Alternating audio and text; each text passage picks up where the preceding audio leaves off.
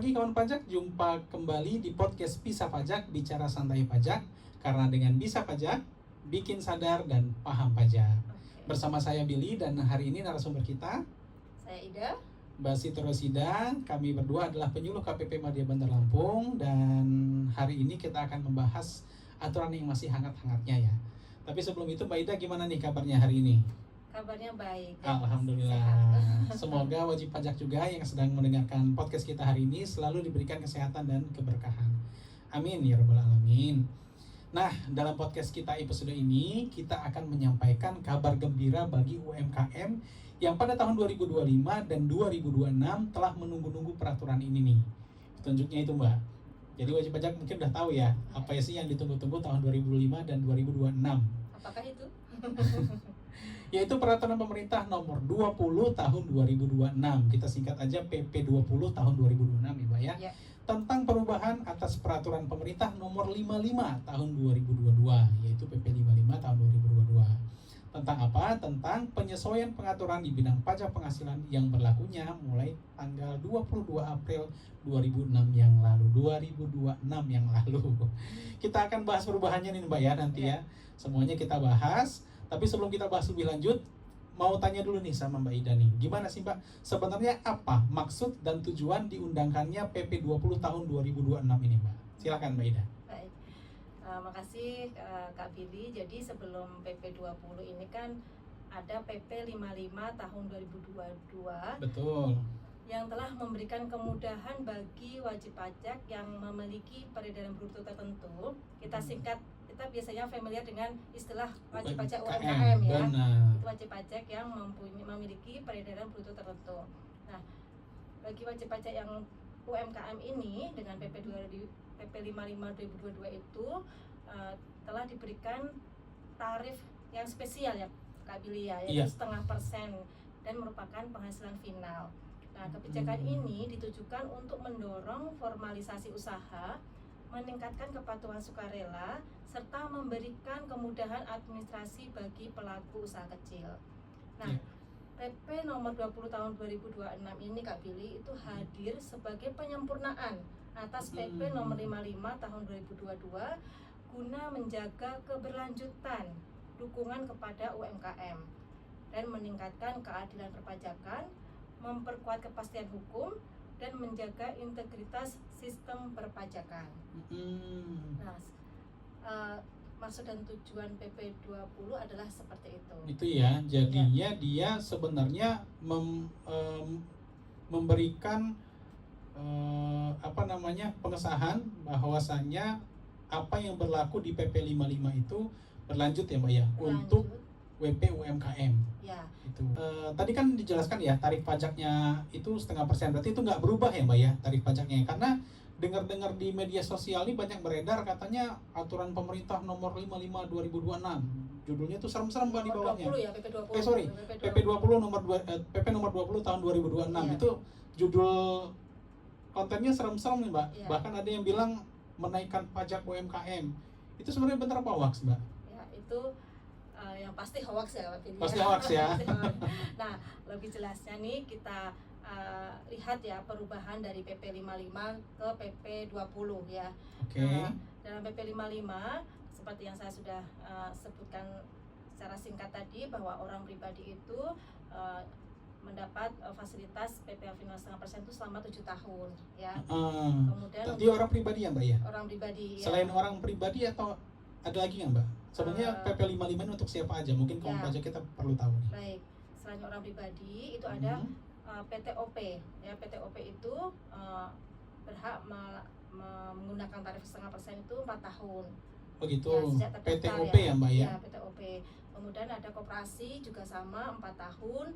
Kemudian untuk wajib pajak badan lainnya seperti CV, firma, badan usaha milik desa, badan usaha milik desa bersama itu juga 4 tahun. 4 tahun. Dan kalau untuk perseroan terbatas itu hanya 3 tahun. 3 tahun di PP 55 tahun 2022 ya.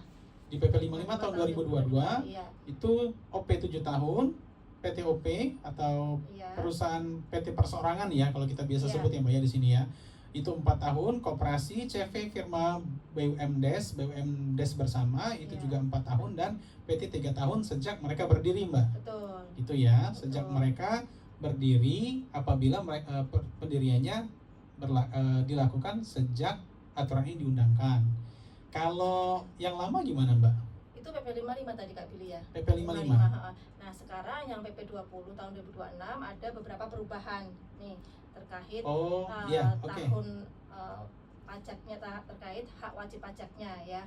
Jadi kalau OP tadi 7 tahun sekarang menjadi tidak ada batasan sepanjang omsetnya tidak lebih dari 4,8 miliar. Jadi PP 55, OP itu 7 tahun, sekarang di PP 20 tahun 2026 ini menjadi tidak ada batasan tahun ya, Mbak ya, untuk orang pribadi.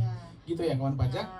Lanjut, Mbak. Selanjutnya untuk PT OP yang sebelumnya 4 tahun, di PP 20 ini juga sama seperti orang pribadi. Jadi tidak ada batasan tahunnya. Jadi sepanjang omsetnya memenuhi 4,8 miliar sampai dengan 4,8 miliar maka berhak untuk menggunakan PPh final 0,5%. Oke.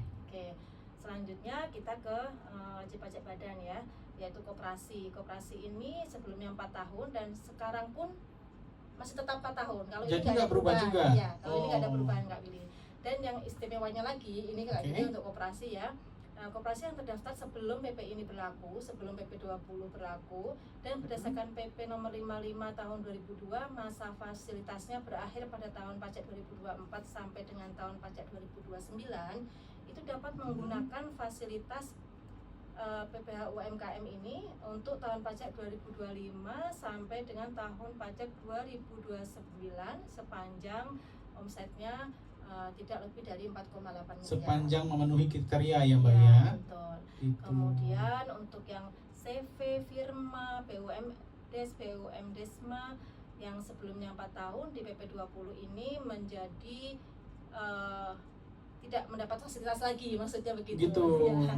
Jadi berikut juga dengan PT yang sebelumnya 3 tahun dengan diundangkannya PP 20 tahun 2026 ini tidak mendapatkan fasilitas untuk menggunakan PPh final 0,5% walaupun omsetnya di bawah 4,8 miliar. Iya, ya. Tapi kalau perusahaan ini kan punya fasilitas lain, Mbak ya. Pengurangan tarif 50% untuk yang UMKM, benar kan, Mbak ya? Nanti kita jelaskan itu ada sendiri. Siap. Nah, jadi untuk tapi Kak Billy untuk yang CV, firma, BUMDesma dan PT ini masih tetap berlaku masa fasilitasnya sampai dengan yang berakhir ya, kalau dia terdaftarnya sebelum 22 April 2026. Jadi kalau misalnya dia sudah terdaftar tahun kemarin itu masih ada sampai dengan batas waktunya berakhir. Ya. Untuk peraturan peralihannya kayak gitu ya, Mbak ya. Berarti untuk orang pribadi tadi yang awalnya 7 tahun itu menjadi tidak ada batasan. Untuk perusahaan badan kalau dia punya fasilitas sebelumnya di PP 55 berarti di PP 20 ini masih bisa dipakai ya, Mbak ya. Sepanjang dia masih memenuhi kriterianya ya, kawan pajak ya, dia omsetnya di bawah 4,8 miliar. Sampai dengan 4,8. Sampai dengan 4,8 miliar. Oke, Mbak Ida, kita lanjut lagi nih, Mbak. Mungkin berbicara tentang batasan omset tadi, Mbak ya, yang sampai dengan 4,8 miliar. Itu kalau tentang batas omset apa aja berubah, Mbak? Dari PP 55 ke di 20 ini yang berubah poin besarnya apa? Ya, yang pertama kita tadi udah membahas masalah masa berlaku ya. Betul. Yang kedua ini kita membahas masalah omsetnya. Ternyata di PP 20 ini memang juga ada perubahan nih Kak Billy ya. Jadi yang PP 55 tahun 2022 itu wajib pajak yang dimaksud dengan peredaran bruto itu adalah penghasilan dari usaha yang dikenai PPh final 0,5%. Nah, di PP 20 ini ada lebih luas lagi pengertian peredaran bruto ini Kak Billy, yaitu peredaran bruto ini menyangkut peredaran bruto atas penghasilan dari usaha dan jasa sehubungan dengan pekerjaan bebas, baik itu penghasilannya bersifat final maupun tidak final, bahkan termasuk penghasilannya dari luar negeri Kak Billy. Nah, kalau suami istri pun penggabungannya juga digabungkan, omset suami istri berikut anak yang belum dewasa. Jadi cakupan penghasilan bruto di PP 20 ini lebih spesifik lagi ya, lebih luas lagi ya. Jadi tidak hanya sebatas dari penghasilan bruto, dari penghasilan yang dikenakan final saja. Untuk lebih mudahnya nih Kak Billy ya, kita berikan contoh ya. Contohnya seperti ini kawan pajak ya. Jadi misalnya Tuan B ya, Tuan B ini mempunyai penghasilan dari usaha dagang itu misalnya 2 miliar ya. Kemudian ada usaha jasa konstruksi 2,5 miliar. Kemudian ada lagi usaha sebagai pekerja bebas sebagai penceramah itu 1,5 miliar. Nah, totalnya berapa tuh Kak Billy? Berarti udah 6 miliar. 6 miliar ya. Nah, di PP 55 karena penghasilan dari usaha terkait dengan dagangnya, usaha terkait dengan penghasilan bruto yang dikenakan final itu hanya 2 miliar, maka Tuan P masih berhak itu menggunakan PPh final 0,5% di atas PP 55 ya? Ya, atas penghasilan dari usaha perdagangan pangan tadi. Karena dia tidak menjumlahkan omset dari dengan usaha yang lain. Dan pekerjaan bebas sebagai penceramah tadi ya Mbak ya? Itu tidak dimasukkan dalam komponen penghasilan bruto yang dikenakan final. Jadi Tuan B ini masih berhak menggunakan PPh final dari usaha dagangnya saja yang 2 miliar tadi masih berhak menggunakan tarif 0,5%. Nah, beda dengan PP 20 ini Kak Billy ya. Jadi PP 20 ini yang tadi kita contohkan Tuan B ini mempunyai usaha penghasilan dari usaha dagang itu 2 miliar, dari jasa konstruksi 2,5 miliar, dari pekerjaan bebas 1,5 miliar. Kalau ditotalkan 6 miliar ya, sehingga seluruh omsetnya ini melebihi 4,8 miliar, sehingga Tuan B ini tidak berhak untuk mendapatkan tarif 0,5% dari usaha dagangnya. Jadi usaha dagangnya pun juga nggak bisa pakai tarif 0,5% Kak Billy. Karena setelah ditotal penghasilannya itu di atas 4,8 miliar ya Mbak ya. Jadi untuk Tuan B di PP 20 ini atas usaha dagangnya ini menggunakan tarif pasal 17 Undang-Undang PPh ya. Nah, ini kan kita contohkan Tuan B ini kan orang pribadi ya. Iya. Jadi sebenarnya orang pribadi ini kalau dia tarifnya omsetnya 4,8 miliar ya mau nggak mau harus menggunakan pembukuan ya Kak. Artinya kalau seandainya dia punya usaha dagang 2 miliar nih Mbak, terus penghasilan dari ceramah tadi 2 miliar, udah itu aja nih, dia masih dapat nggak Mbak? Totalnya 4 miliar. Belum sampai 4,8 ya, berarti masih bisa dong ya. Walaupun dia UMKM-nya pekerjaannya bukan cuma UMKM ya. Gitu ya. Jadi gitu ya kesimpulannya kawan pajak ya, penghasilan yang menentukan apakah kita mendapatkan fasilitas atau tidak itu ditentukan dari total seluruh penghasilan bruto kita. Jadi apakah angka 4,8 M itu tidak hanya dari usaha UMKM-nya aja, tapi dari seluruh penghasilan diperoleh oleh wajib pajak. Contohnya tadi si Tuan B, dia punya usaha dagangnya 2 miliar, tapi dia selain itu juga pengusaha jasa konstruksi, dia dapat penghasilan 2,5 miliar, dia juga mungkin penceramah ya, dan mendapatkan penghasilan 1,5 miliar. Artinya walaupun usaha dagangnya itu yang UMKM-nya itu 2 miliar, tapi seluruh penghasilannya sudah di atas 4,8 miliar, sehingga dia tidak lagi berhak Mbak ya untuk mendapatkan fasilitas 0,5%. Oke, kayaknya udah jelas tuh Mbak. Sekarang pertanyaan selanjutnya Mbak. Jenis penghasilan jasa sehubungan dengan pekerjaan bebas ini ada nggak yang dikecualikan dari tarif 0,5%? Nah, Kak Billy, untuk pekerja bebas ini sebenarnya di PP 55 pun sebenarnya sudah dikecualikan ya. Oh gitu. Iya, sudah dikecualikan dari tarif 0,5%. Hanya di PP 20 ini disempurnakan Kak Billy. Karena di PP 55 itu belum menampung jenis pekerjaan bebas baru sesuai dengan PMK 168 tahun 2023. Nah, untuk yang PP 20 ini penyesuaian dan penegasan jenis penghasilan jasa sehubungan dengan pekerjaan bebas ini menyesuaikan dengan PMK 168 tahun 2023. Jadi untuk lebih jelasnya Kak Billy, perbedaannya itu saya sampaikan perbedaannya saja ya Kak Billy ya. Boleh. Jadi ada di PP 55 tahun 2022 itu kan ada jasa sehubungan dengan pekerjaan bebas ya. Nah, di sini tuh contohnya nih untuk poin A itu di pasal berapa itu Mbak? Pasal 56 ayat 4. Pasal 56 ayat 4 kalau PP 55 tahun 2022 ya. Itu di poin A itu ada yang dimaksud dengan pekerjaan bebas ini termasuk di dalamnya adalah tenaga ahli yang melakukan pekerjaan bebas yang terdiri dari pengacara, akuntan, arsitek, dokter, konsultan, notaris, pejabat pembuat tata tanah, penilai, aktuaris, dan untuk yang di PP 20 ditambahkan dan tenaga ahli sejenisnya. Dan tenaga ahli sejenisnya. Jadi ada tambahan kata-kata ya. Itu jadi lebih luas ya kawan pajak ya. Betul. Selanjutnya Mbak, masih ada? Selanjutnya di poin B itu di ada yang dimaksud pekerja bebas itu yaitu pemain musik, pembawa acara, dan seterusnya sampai dengan ke peragawan, peragawati, pemain drama, dan penari. Nah, di sini di itu PP 55 ya, di PP 20-nya ditambahkan selain pemain drama, penari, kemudian ada pemahat, pembuat atau pencipta konten pada media yang dibagikan secara daring, seperti influencer, atau selebgram, blogger, vlogger, dan lainnya, dan seniman lainnya.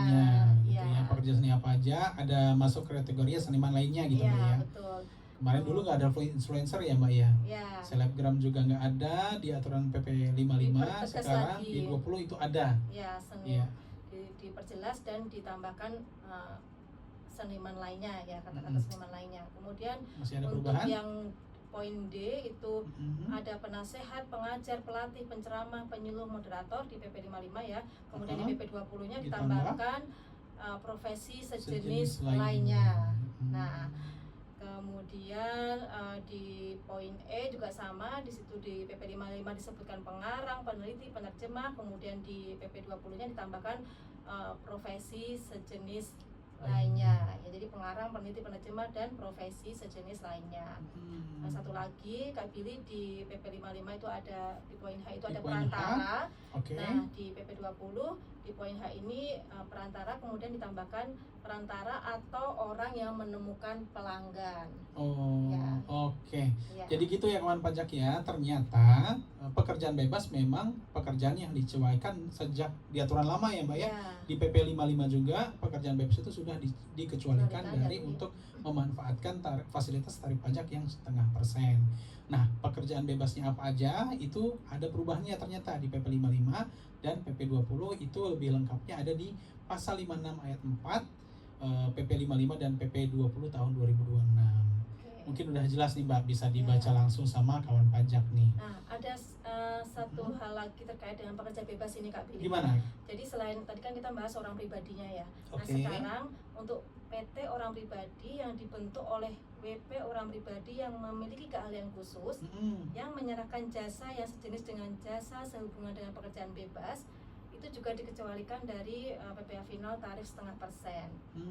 Jadi untuk orang pribadi yang PTOP yang melakukan kegiatan seperti pekerja bebas itu juga dikecualikan dari tarif 0,5%. Jadi PTOP dibentuk misalnya sama apa nih Mbak? Misalnya sama pengacara gitu ya? Ya, jadi di pasal 56 tadi ada kan ya tenaga ahlinya seperti pengacara nih. Kalau pengacara itu bikin PTOP, tapi pekerjaannya jasa konsultasi hukum juga nih Mbak. Pengacara itu berarti nggak bisa ya? Nggak bisa mendapat fasilitas 0,5%. Itu ada penekanan di PP 20-nya. Baik. Oke kawan pajak, jadi seperti itu ya untuk perubahan terkait dengan pekerjaan bebas. Yang dimaksud dengan pekerjaan bebas di sini apa aja. Kemudian Mbak, apakah wajib pajak yang nggak bisa gunain PPh final tadi otomatis bayar pajak lebih besar? Nah, ini yang sering ditanyakan ya.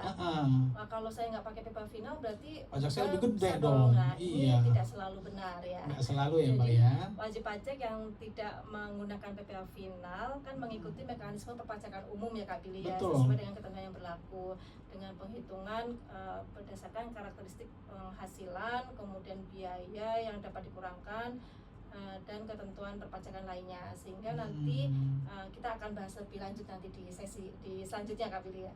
Ada nanti ya. saya jelaskan. Berarti ada karakteristik penghasilannya, itu akan ada biaya yang bisa dikurangkan dan ketentuan perpajakan lainnya untuk menghitung berapa sih tarif, berapa sih dasar pengenaan pajaknya Mbak ya. Jadi bukan dari neto gitu ya, bukan dari bruto gitu ya, tapi dari neto. Oke, setelah kita bahas tarif nih untuk OP, coba kita geser dulu ke wajib pajak badan nih. Mungkin pendengar kita juga ada yang dari pemilik perusahaan nih Mbak. Isu yang berkembang kan tarif PPh badan itu naik jadi 22%. dari 0,5% gitu dari ya. 0,5% pemerintah menetapkan aturan di mana yang menyebabkan pajak perusahaan dari 0,5% naik jadi 22%. Tolong Mbak penjelasannya. Nah, tentu ini tidak tepat ya Kak Pilih ya. Tidak tepat. Jadi, ya. Kalau kita melihat PP 20 ini kan baru saja diundangkan tanggal 22 April 2026 ya. Oke. Nah, sebenarnya dari aturan baru ini yang perlu kita perjelas di sini adalah tidak ada tarif pajak baru Kak Pilih. Nggak ada tarif pajak baru loh teman-teman pajak ya. Terlebih untuk wajib pajak badan. Nah, jika kita lihat lebih lanjut nih Kak Pilih ya, bahwa tarif PPh badan 22% itu sudah sejak tahun 2022, sejak berlakunya Undang-Undang HPP ya. Undang-Undang Harmonisasi Peraturan Perpajakan. Nah, kita lihat ke belakang lagi nih Kak Pilih ya, sejarah tarif badan itu secara ringkasnya seperti ini Kak Pilih. Jadi tahun 2009 sampai dengan 2019 itu sudah menggunakan tarif tunggal 28%. Tuh, awalnya malah 28 loh kawan pajak masih ya. Ingat ya Kak Pilih ya? Masih. Saya baru gabung nih di DJP nih. 2009 sampai 2018 tarifnya tarif tunggal 28%. Ya, lanjut besar banget ya. Kemudian tahun 2020 sampai dengan 2021 itu tarif menjadi 25% bersifat tunggal juga ya, turun 3% ya kan. Iya, betul. Nah, di tahun 2022 sampai dengan sekarang tarif PPh kita itu adalah 22%. Dan masih ada fasilitas diskon lagi Kak Pilih. Ada juga fasilitasnya, walaupun dia bukan dikasih fasilitas seperti UMKM, tapi untuk badan dia punya fasilitasnya. Apa tuh Mbak? Untuk yang bagaimana? Jadi untuk tarif diskon 50% ini untuk wajib pajak yang omsetnya sampai dengan 50 miliar setahun, dan ini ada diatur di pasal 31E Undang-Undang PPh ya. Nah, jadi kawan pajak perlu kita tekankan lagi di sini bahwa tidak ada tarif baru PPh dalam PP 20 tahun 2026.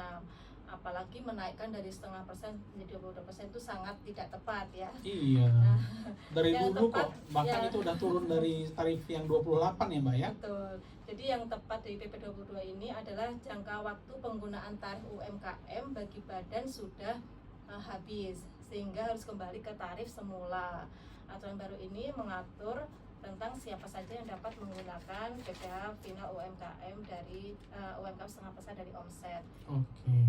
Jadi lebih ke tepat sasaran, intinya seperti itu ya. Tepat sasaran. Oke Mbak, jadi tadi udah dijelasin nih tentang siapa aja yang bisa pakai, berapa tarifnya. Terus jadi perbedaan antara yang bisa memakai fasilitas 0,5% dengan yang enggak ini apa nih Mbak?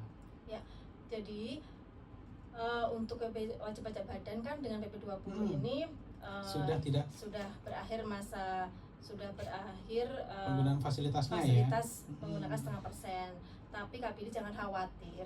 Sebenarnya ketika perusahaan menggunakan tarif 0,5% ini kan dia membayar pajak dari keseluruhan jumlah bruto seperti itu dari ya. Penghasilan bruto ya, sebagai dasar pengenaan pajak yang dikali 0,5%. Betul. Bedanya? Itu kan tidak memperhitungkan biaya sama sekali kan. Oh iya, betul kawan pajak.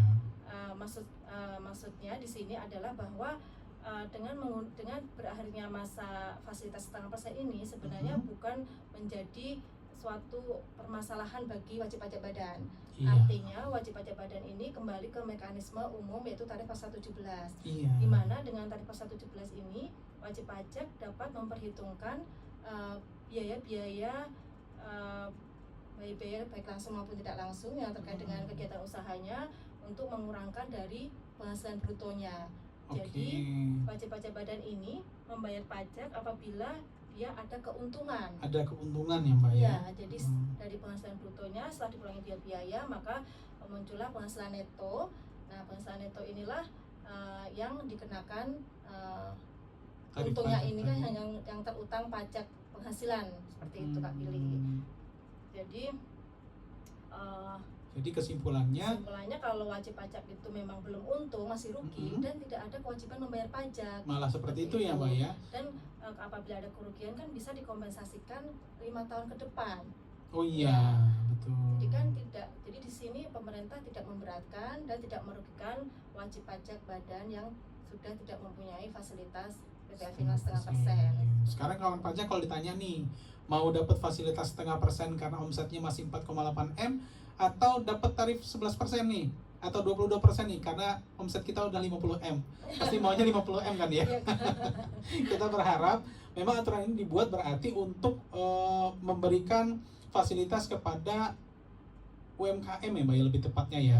Jadi sebenarnya sasaran awalnya memang fasilitas ini diberikan kepada pengusaha UMKM yang omsetnya di bawah 4,8. Tapi sekarang mungkin banyak ya yang di atas 4,8 dengan pembukuan yang nggak benar malah tidak mendapatkan fasilitas padahal dia seharusnya tidak dapat fasilitas itu ya Mbak ya. Oke, jadi kesimpulannya penetapan aturan PP 20 tahun 2026 sangat mendukung perusahaan juga sebenarnya. Perusahaan tidak wajib bayar pajak sampai beberapa tahun jika belum untung, dan rugi itu bisa dikompensasi ya kata Mbak Ida tadi sampai dengan 5 tahun ke depan. Kita lanjut ya Mbak, mungkin pertanyaan terakhir nih Mbak, PP 50 tahun 2026 ini PP 20 ya tahun 2026. Oh iya, PP 20 maksudnya. Iya, PP 20 tahun 2026 ini juga mengatur penguatan integritas sistem perpajakan yaitu dengan menambah pasal 20A Mbak. Pasal 20A ini menegaskan bahwa suap, gratifikasi dan pemberian lain yang berkaitan dengan tindak pidana korupsi dan atau suap termasuk kepada pejabat publik asing bukan merupakan biaya yang dapat dikurangkan dari penghasilan bruto. Ini bisa diberikan penjelasan lebih lanjut nggak Mbak? Ini sebenarnya apa yang mau diatur di pasal ini tuh gimana? Silakan Mbak. Seperti yang sudah disampaikan Kak Billy tadi, bahwa PP 20 ini memperkuat integritas sistem perpajakan melalui penegasan bahwa sistem perpajakan tidak memberikan pengakuan fiskal terhadap biaya yang berkaitan dengan praktik korupsi dan suap. Iya. Oke, mungkin udah jelas ya kawan pajak. Semoga apa yang kita diskusikan hari ini bermanfaat bagi kawan pajak semua dalam melaksanakan hak dan kewajiban perpajakannya. Jangan lupa subscribe channel YouTube kita di KPP Madya Bandar Lampung dan follow Instagram kita @pajakmadyabandarlampung yang tentunya kalau kita follow akan mendapatkan informasi yang bermanfaat untuk kita semua kawan pajak ya. Dan kami ingatkan kembali untuk selalu waspada terkait dua hal dengan Kortex, yaitu yang pertama penipuan yang mengatasnamakan DJP dan calo yang menawarkan jasa Kortex, karena seluruh pelayanan yang diberikan oleh KPP Madya itu tidak dipungut biaya alias gratis. Kalau ada yang ingin ditanyakan bisa langsung ketemu kita di helpdesk ya Mbak ya, di hari dan jam kerja. Oke, mohon maaf apabila ada kata-kata yang kurang berkenan ya kawan pajak. Sampai jumpa di episode podcast kami berikutnya. Assalamualaikum warahmatullahi wabarakatuh.